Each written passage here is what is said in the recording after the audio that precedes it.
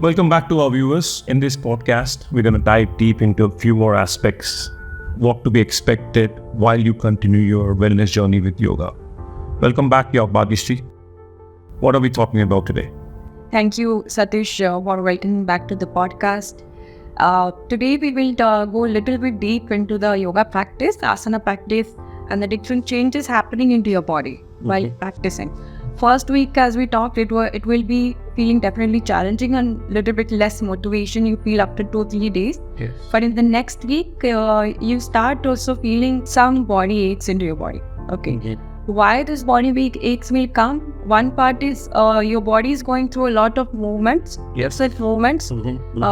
Twisting is happening. Twisting is new to your body. Breath work is happening. Breathing is also, you're trying to lengthen your muscles inside and out with the breath work. And apart from that, your body is completely, it's not only about the stretches to only arms and legs. Stretches are impacting onto your joints, onto your knees, onto your elbows, your shoulders. You need to be aware about each and every part, like connecting your body. There's a lot of demand on that. Yeah. There's a lot of demand on the body. Right.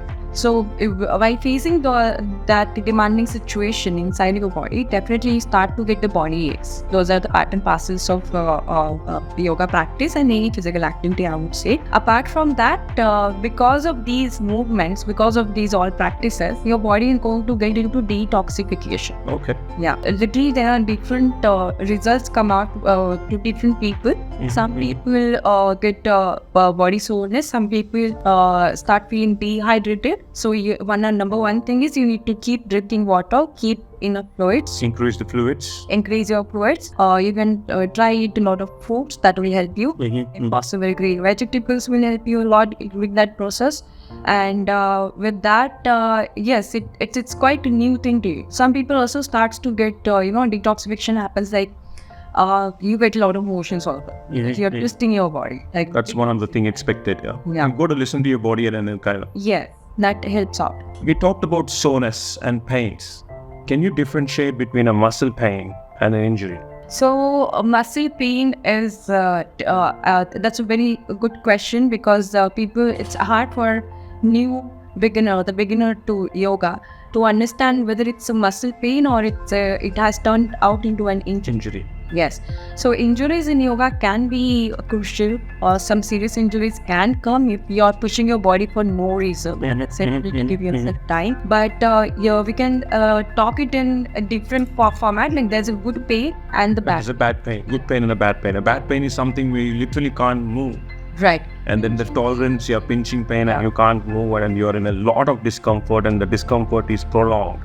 Yes. That's when that can be a bad pain and that can be termed as an injury. And then what do we do there? Yes, the moment you feel that if you're confused whether it's a good or the bad way, please go ahead and talk to your yoga teacher because teacher is only one person who will help you at that moment. If you need any further any assistance from the doctor, that you hardly will reach there in yoga practice, but in case you need it, you will be guided by your teacher. Teacher is the best option. Yeah. So the tolerance level and then there's a lot of discomfort. So the best thing is to go talk to the teacher. Yeah. Conscious living. Obviously, once we start our wellness journey with yoga, there's a lot of term that has been used. Conscious living. Would like to know. I'm sure the viewers would like to know about conscious living in the wellness journey. Exactly. There's a lot vast ocean to talk about being conscious. Today, let's talk about one part of it, conscious living. In yoga, we call being conscious is pratyahara. Pratyahara is a Sanskrit word, one part of the 8 limbs of yoga. And pratyahara means sense withdrawal. Sense withdrawal, pratyahara. Okay. Yeah. So sense withdrawal is the concept is always taken in a negative way. Like you have to just withdraw yourself from the outer world. The general population. Yeah. So people usually take it negatively. Like it's like basically you're disconnecting with everything. Exactly. But that's not the way. That's not true. No. I would say not true. Okay. People who are intending to go into samadhi layer, going ahead into the same yoga. It's quite a deep level, right? Deep level. They can go ahead into pratyahara or proper pratyahara following it in their own way. But general people like you and me, The basic meaning of pratyahara is, we'll talk about the example, like a mother cooking food for her son, right, or her kids. What it is going to be, she'll be completely concentrating on my kid is doing so and so activities. I need to give him so and so nutrition. So she'll make sure everything is included in his food, right? It's a mother's commitment. She's giving 100% to the loved ones and their children. Right. The focus, the intent, the effort. Yes. There's no compromise in there. There's no match basically. So what a beautiful example. A mother's commitment. It's like you're conscious. You're not multitasking. You're monotasking. Exactly. There's a lot of effort, intent, and focus about it. Yeah. And Beautiful example. completely focused on that. That moment, she won't think about, okay, I had talked to my boss yesterday. She'll not think about what my in-laws are doing. She'll not think about what my husband is doing.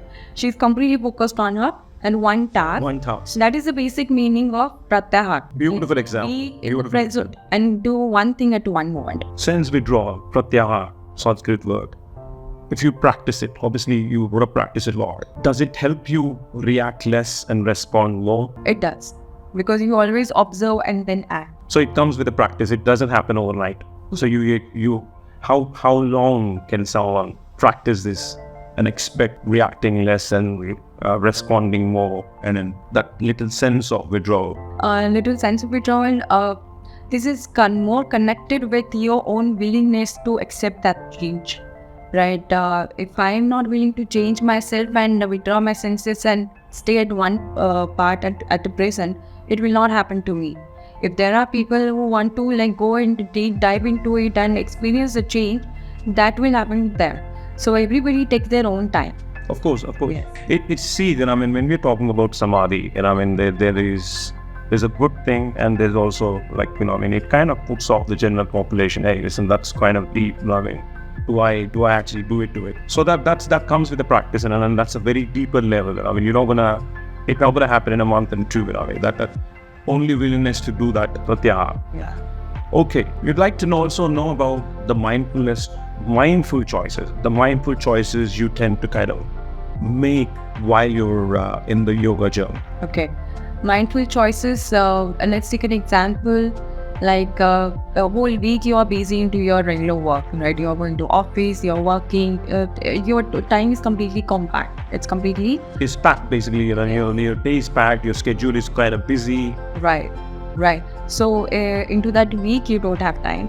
So weekends, what is happening? You try to go socialize, you go party, you have your good time with your friends and family or whatever it is. That to get into the enjoyment feeling, you get into having drinks and smoking, and all these parts come into that. So during the practice, if we continuously do this yoga practice, we talked about discipline. Discipline starts to pitch in automatically. You don't have to push yourself to be disciplined. Okay, like on Monday to get ready for my yoga class, you will be thoughtful. Okay, Sunday night, even if I party, I'll maybe eat little less. I'll maybe take little drinks or lower down my smoking habit. Yeah. Basically, with the lifestyle, with everyone's lifestyle. You go to a birthday party, you go to a wedding, you go to a get together. So your mindfulness, your choices while you're making those, where you have to indulge. Obviously you can't really be left out. And when you're socializing with your friends and family, there is that little indulgence comes from your food and having a good time with the drinks. So with yoga practice, with the mindfulness, actually automatically kicks in over a period of time, and then you are mindful, and then the moderation kicks in. If I may ask, Yes. You can call it a moderation. And you tend to have a good time. Yeah. While actually having less of it. Right. Right. One more important question. Yoga, there's a lot of breathing practice involved. And there's a lot of alignment that has to happen with your breath work or your breath. Smokers, if someone's actually have a habit of smoking, obviously this is a bigger topic. We can cover more into this, but would like to know your insights. If someone who is already smoking, can they start and can they benefit from this? Yes. Yes, I understand the situation. If people are already addicted to smoking, it is again a confusion in their mind whether I am eligible for the yoga class. Like demanding on your respiratory system, right? Yes. Yoga is termed out as a holistic lifestyle, and but mention this in this podcast today. There will be a change when you literally start today. So. A smoker's practice will be little different because you are including the breathing practices into the yoga, right? So going through that breathing practice, what happens is you are cleaning up your lungs.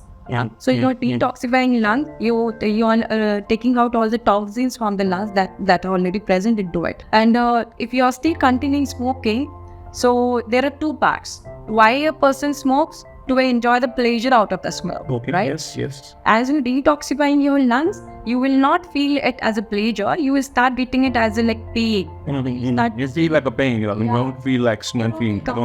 Yeah, because you are detoxifying yourself. So automatically that habit will go down. You don't need to be stressed out of it. Definitely, you need to tell yourself again and again, I should quit smoking to continue a good healthy lifestyle.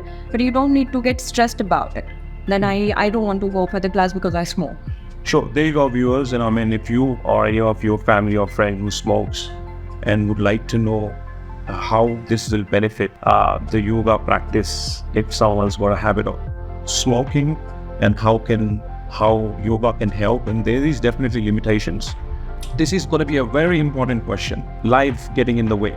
If you are someone who's responsible, you got kids, you got to travel, and you got to deal with family's illness, and then you understand, and you already started, and then you understand there's an importance of wellness and in continuing with the classes. There comes a time where you want to attend, but because of your responsibilities, you can't attend. Let's say they miss out for a day, two, or a little bit more because of travel, responsibilities, work, business, kids. What can someone do about this? Okay, yes. Definitely, we call this part being responsible about yourself or your life around or people around you. We call it karma yoga. So your karma yoga is equally important. In that, we try to insist and make your asana practice or the body asana practice continuous. Yes. It's totally fine to skip 1 or 2 days or even more than that out of the necessity of you being present on some other place. Yes. That is completely fine. It does not mean that you're lacking any practice out of it. To stay on to it, you can keep up on walking a bit, like 10,000 steps is something we are... So dialing in those 10,000 steps. Right? Yes. Make sure that you're moving a lot, you're walking a lot, you're actually making that conscious effort about movement. Getting that body movement, right? That one option is there. Another tip can be conscious about your food. Like if you are eating organic or the healthy food today, it will definitely help your yoga classes after 2 days. Right? You will get that flexibility because the food that you eat in yoga, we call it should be enough light enough to digest easily, so that your body is in position to do the twist test, stretch easily and breathe easily. That's the only basic criteria after that. Even if you miss it for a week, it's totally fine for people to come back into yoga. Yes, yoga will never restrict you. You are always welcome back to yoga. Sure. So that's a good news, and I'm sure a lot of viewers would like to know about it. And life does get in the way. And then it's okay to miss a day and two or a little bit more because of your genuine reasons, and you can always come back in once the life lets you in after your travel, after your wedding, after your family's illness, for whatever reason. I'm sure there's a lot more reasons for not to attend the yoga classes or continuing. And while you're not doing that, while you're not attending the physical classes, but making those mindful choices with your food and plus moving a lot, dialing in those minimum of 10,000 steps does help. Right. So walking a lot, basically. As the life lets you in, you can always come back straight into yoga and practice from and take it from where you left. Right. Another important question, Bhagyashree, managing stress, dealing with stress. Mm-hmm. How can someone manage stress and better their life with yoga? Can yoga help manage stress? Yes, surely, Satish. Yoga will definitely help you manage your stress. There are multiple methods. So how it is in yoga is giving you different tools and techniques to use into your life, right? A lot of people have questions like, okay, one technique got used by my friend, he got use of it, but I'm not able to find a benefit into it. But my answer is basically everyone's body is different. More deep into that, everyone's path is different. Everyone's path is different. Yes. Until or unless you have one willingness to go through the path or go through the process and use different techniques and be ready to use them and go through the process and check out if it is suiting to you. If it does not, then jump onto something else. So these are the different techniques. You need to really come up and face it and use them and find your way out. One part, a stressed person, definitely they need support. So your yoga teacher is there, or your family, if you anybody else, your friends and family are there, you can always take their help. But in with the different practices like pranayama, we talk about like breathing practices. Breathing helps you to slow down the thoughts into your mind, right? What is the stress? Stress is the cluster of thoughts. Like a lot of thoughts are overwhelming thoughts. There's a lot happening, and you don't have a control over it. As much as you like to control, there's no control over it, and there's a lot of overwhelming thoughts and things happening. That's when people have to deal with stress, and then sometimes they don't know how to manage stress or how to deal. Exactly. So if you little think deeper about the stress is always about future actions, what will happen in future. Or you can say anxiety is more about futuristic. The uncertainty factor, like what could happen, Yes. And what yoga says, yoga will help you to know or to control or enjoy the present. More than that, keep you in the present. So you completely be focused at the present moment instead of thinking about the future or about the past. Because both the things, past and future, is not in your hand.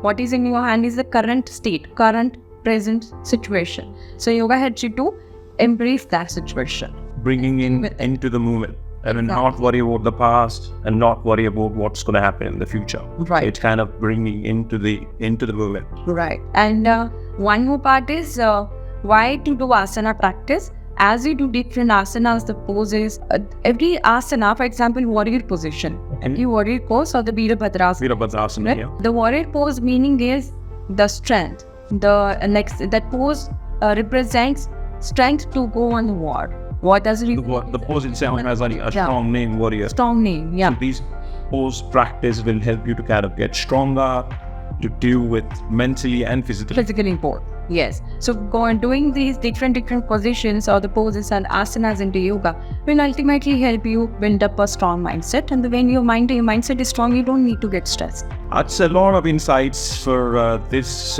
week's podcast. Thank you, Bhagyashree. Thank you. I'm sure our viewers are getting a lot of value from this. And if you need to ask any questions to Bhagyashree through me, you can put this in a comment section. Thank you, Bhagyashree. Thank you.